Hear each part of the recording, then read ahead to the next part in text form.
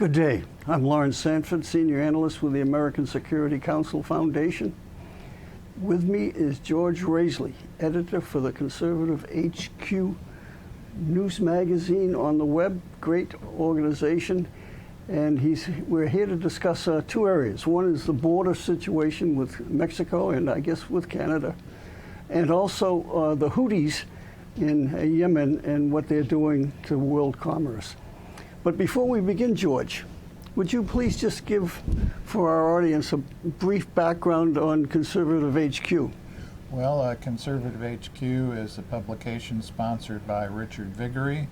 It's part of the oldest and largest conservative political consulting and marketing company in the country. And Richard is really a pioneer of using direct mail and email to bypass the establishment media filters and get the conservative message out to Americans. And he's going strong at the age of? Going on 92. God love him, yes. Don't we all wish that we could be as vigorous and... Absolutely, he outworks us all. Yeah. So, George, the border issue is multifaceted. There's the security issues of all these people coming in, committing crimes.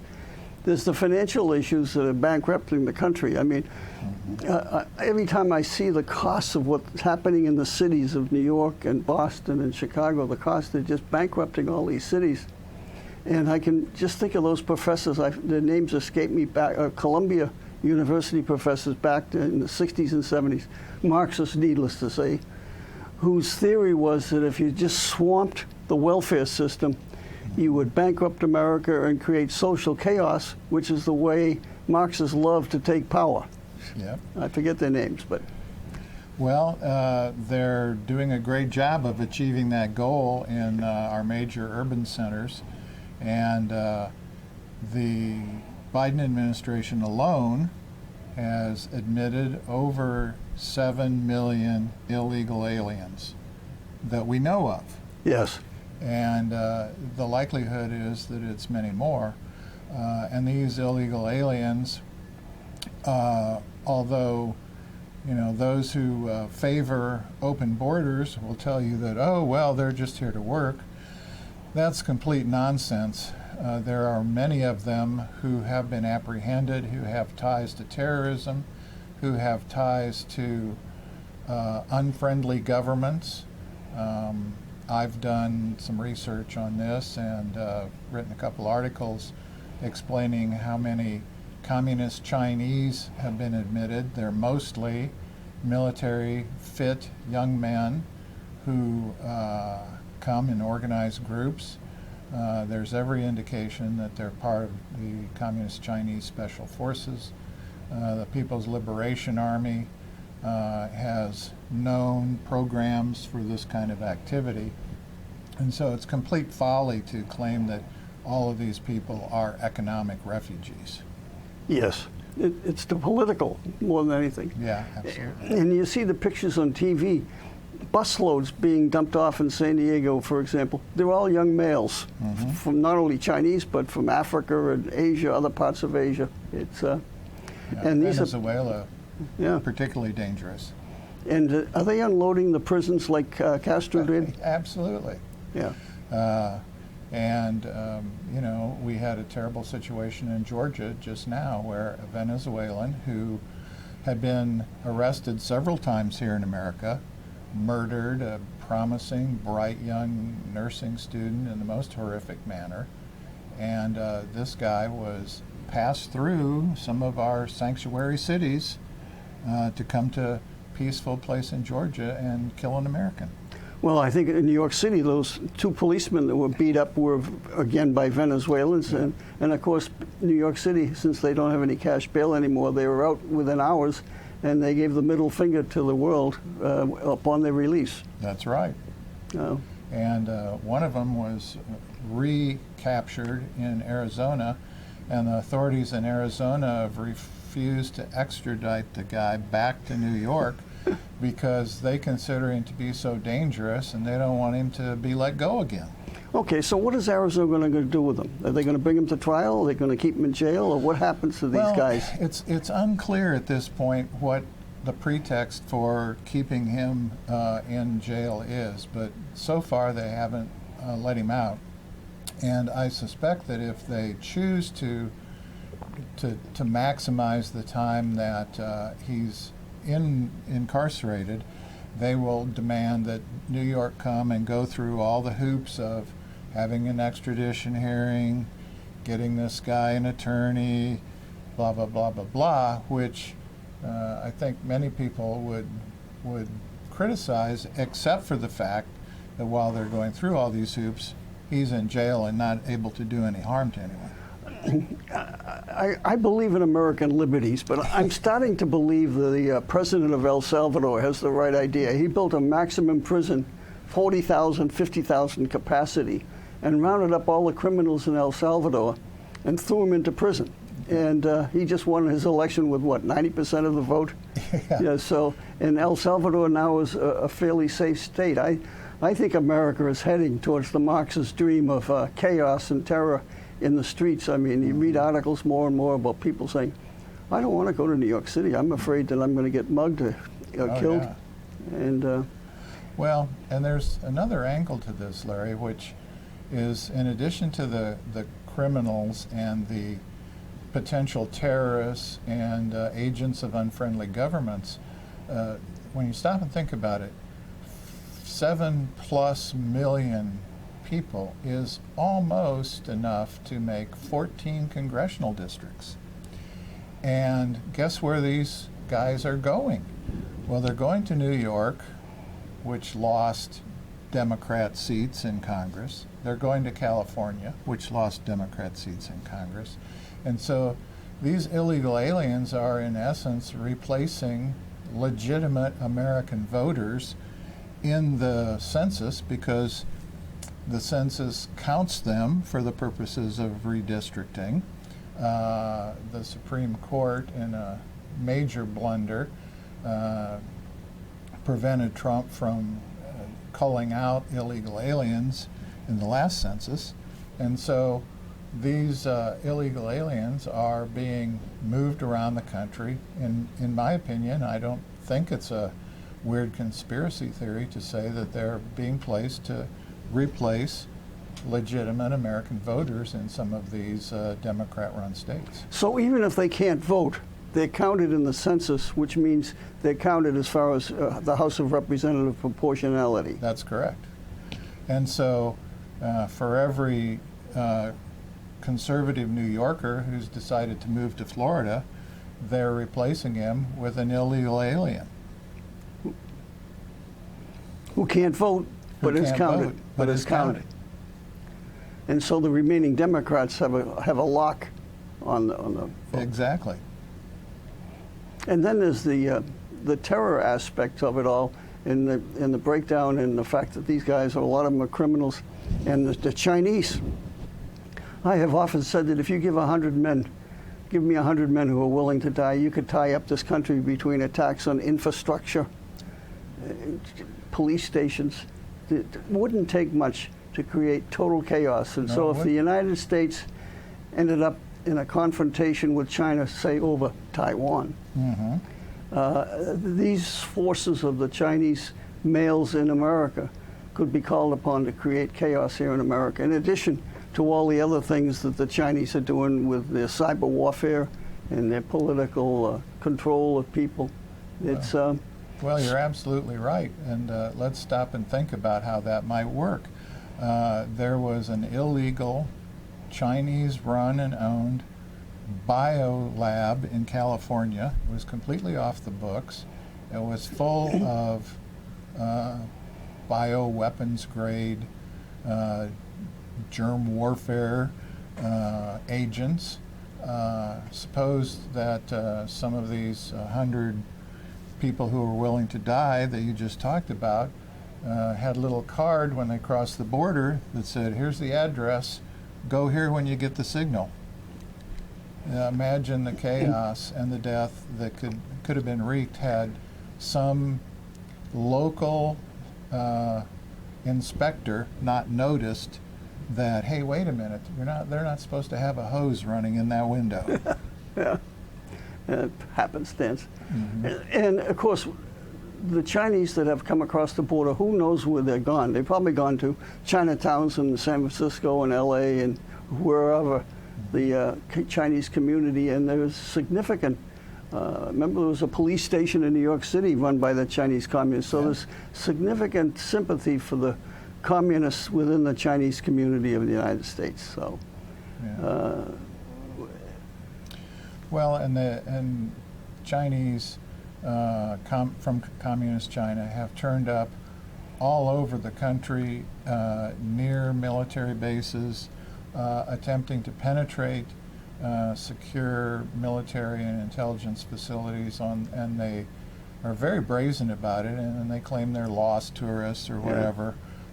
But you know, they've got giant cameras around their necks, and you know, they demand to be let go because they haven't done anything wrong, yada yada yada. yeah. And there's clearly a pattern of communist China testing our security and also our inclination to enforce that security around our military installations. Well, I'm a firm believer in reciprocity should be a foundation of our relationship with countries. Mm-hmm. And in China's case, for example, the Chinese are buying up significant chunks of land throughout the United States. Mm-hmm. But more significantly, some of these land purchases are near military bases where they can eavesdrop. And so my feeling on this is that an American cannot buy land in China.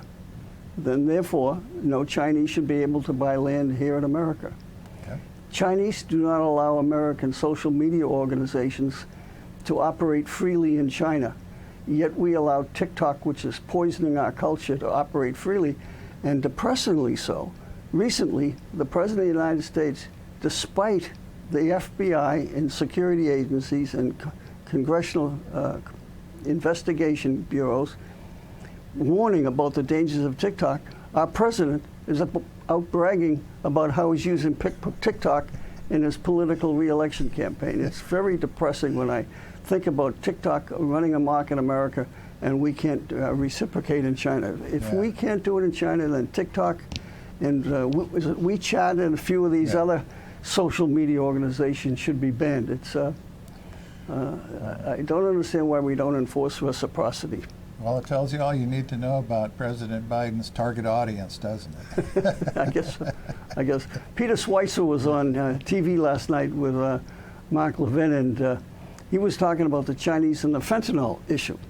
And he says they're involved in the whole process of killing 100,000 Americans a year, from the manufacture of the precursor chemicals that come into Mexico, that are unloaded by a Chinese port authority in Mexico, transported to a city in Mexico, controlled by Chinese manufacturing, then imported into the United States, and the money laundering, which in the old days was laundered through South American banks, now all the money is laundered through Chinese banks. And so the Chinese are up to their necks in this fentanyl poisoning. But I have to defend the Chinese argument is no one's forcing Americans to buy the drugs. Well, that's absolutely right. And unfortunately, so much of our culture has been degraded to the point where drug use is common. It's not, there's nobody out there saying don't do it. No social stigma at all. No social stigma, and you know, if it feels good, do it has become the norm. And in the case of fentanyl, it doesn't take much more than a little to kill you. Yeah. And a lot of times the fentanyl isn't known that it's within the drug that they're ingesting. So the other aspect of the border is not only the Chinese, but we have a significant influx of Muslims. And Islam basically is anti-American, anti-Western civilization. So we're importing people, allowing people into the country that basically hate our culture of Western civilization. And the goal of Islam is to dominate the world, to take over the world.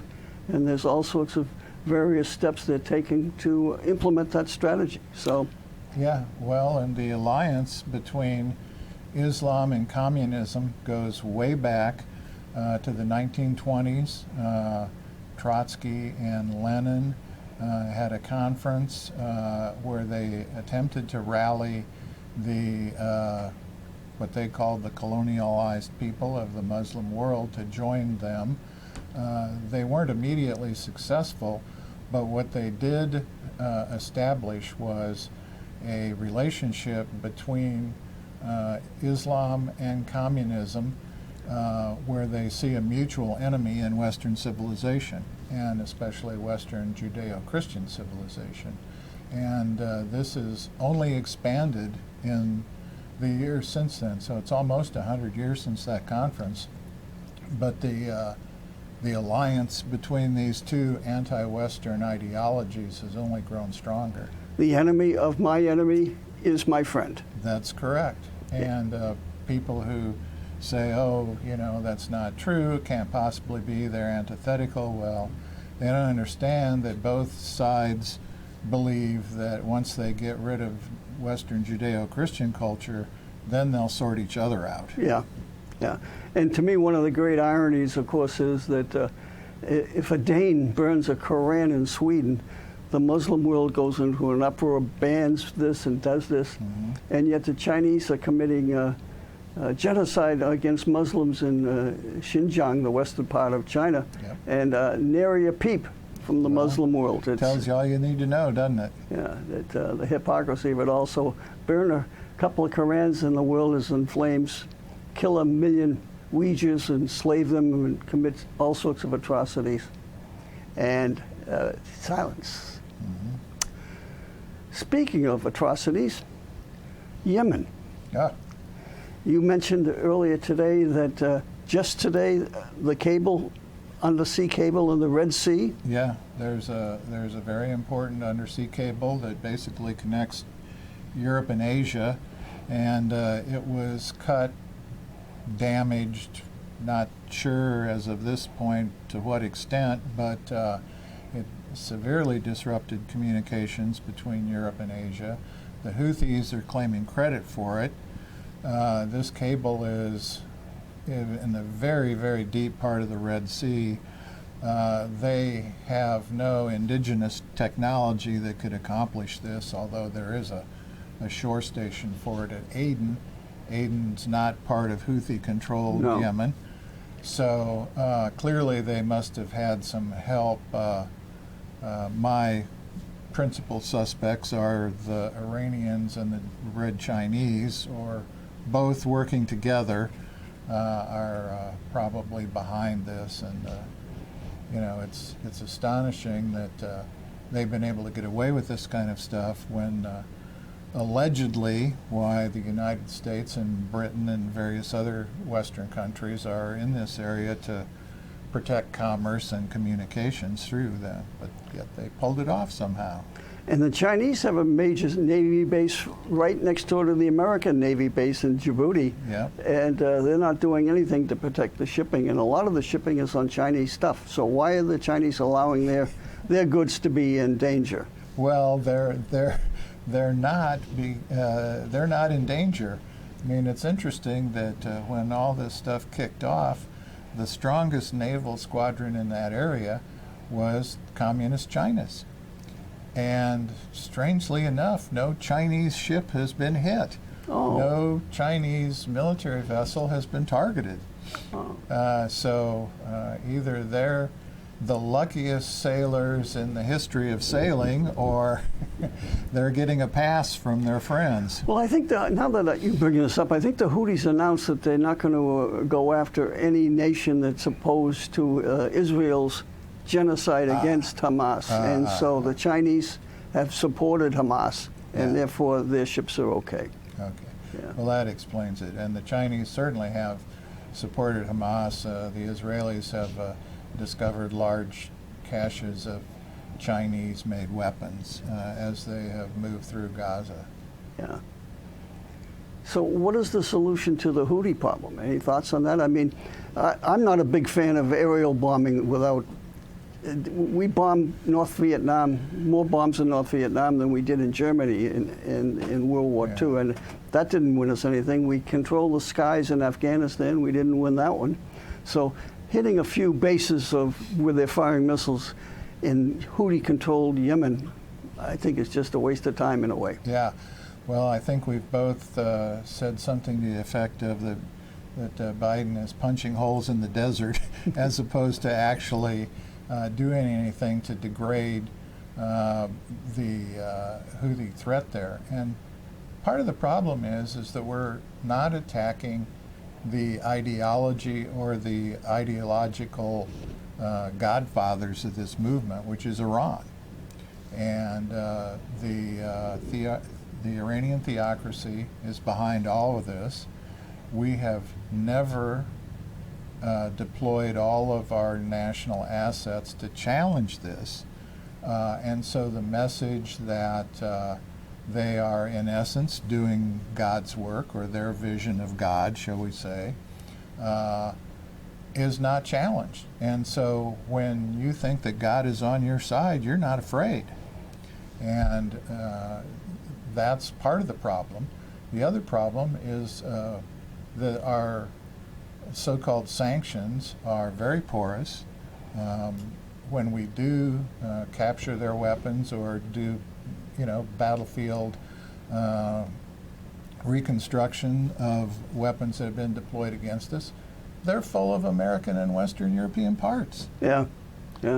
And so, Iranian military equipment that's been found in Ukraine, for example, is full of American parts.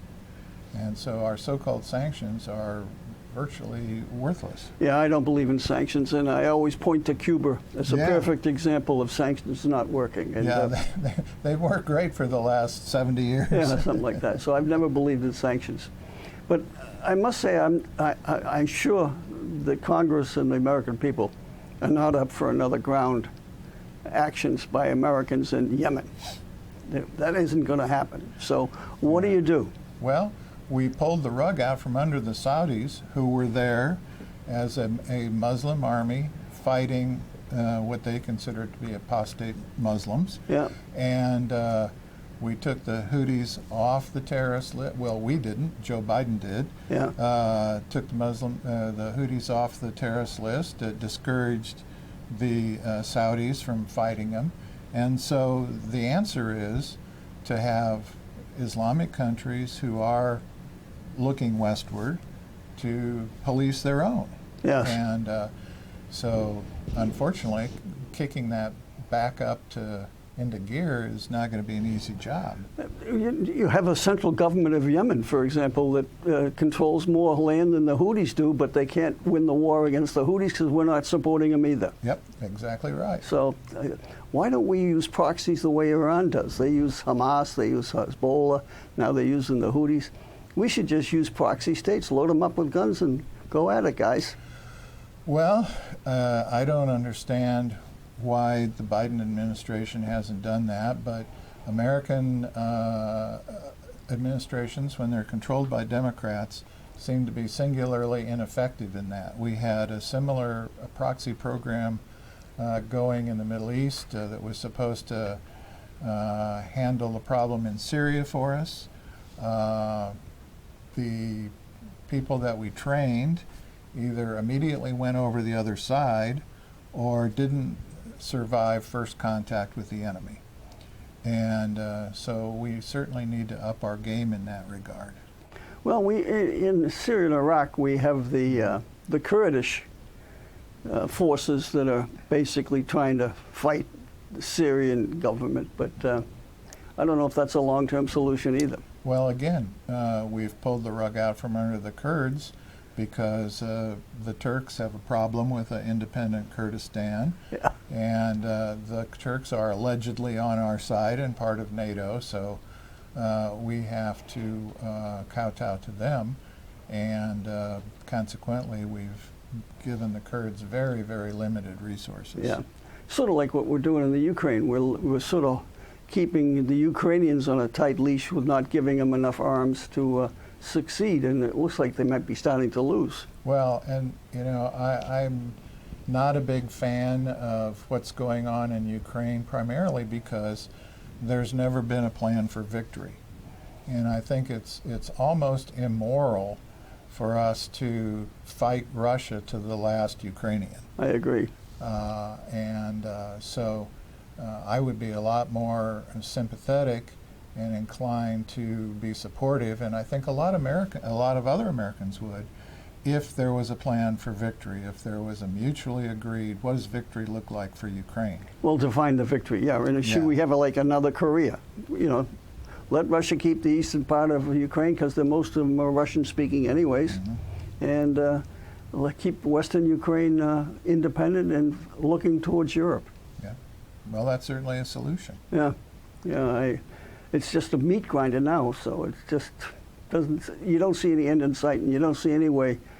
At least I don't, anyways. The Russians are going to be dislodged from most of their positions. So, do we have any good news to report? I'm trying to think if we have any good news to report. It's well, let's see. I was going to say Congress is going to pass a budget, but that looks like it's falling apart now too. Yeah. So there seems to be some awakening about the dangers of China. So that's a plus. That is a plus. And Peter Schweitzer, as I said, wrote this book and was interviewed last night, and he talked not only about the fentanyl, but about all the other shenanigans of our political class that have marriages in bed, in some instances, with the Chinese communists. So, so maybe there'll be an awakening, and people are starting to get very concerned about the immigrant crisis and taking over the cities and spilling over to the economy. So maybe we'll have a great awakening. And with that, I say thank you, George, for your time and your input. Appreciate it. This is the American Security Council Foundation. Our motto is peace through strength. Our purpose, our mission in life is to educate and engage Americans on issues of national security, economic security, and moral leadership. So I thank you very much and wish you a good day.